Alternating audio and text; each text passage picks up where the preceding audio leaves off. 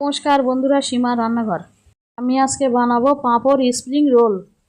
কড়া বসালাম, রিফাইন তেল দিলাম, পেঁয়াজ দিলাম, রসুন দিলাম, আদা দিলাম, লবণ দিলাম, লঙ্কার গুঁড়ো দিলাম, জিরের গুঁড়ো দিলাম, হলুদ দিলাম, গরম মশলা দিলাম, মশলাটা কষে নিলাম, জল দিলাম, আগে থেকে কেটে রাখা বাঁধাকপিটা দিয়ে দিলাম, কিছুক্ষণ নাড়াচাড়া করে নিলাম, ডিম ভেঙে দিলাম, চিনি দিলাম, ভালো করে ভেজে নিলাম, নামিয়ে নিলাম, বেসন নিলাম, লবণ দিলাম, খাবার সোডা দিলাম, লঙ্কার গুঁড়ো দিলাম, জল দিলাম, বেসনটা ফেটিয়ে নিলাম, পাঁপড় নিলাম, জল নিলাম, পাঁপড় ভিজিয়ে নিলাম, যেন পাঁপড় নিলাম,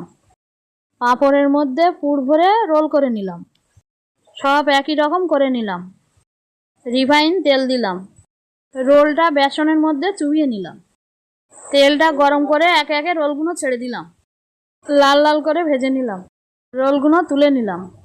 পাঁপড় স্প্রিং রোলটা ভালো লাগলে লাইক, সাবস্ক্রাইব, কমেন্ট, শেয়ার করুন।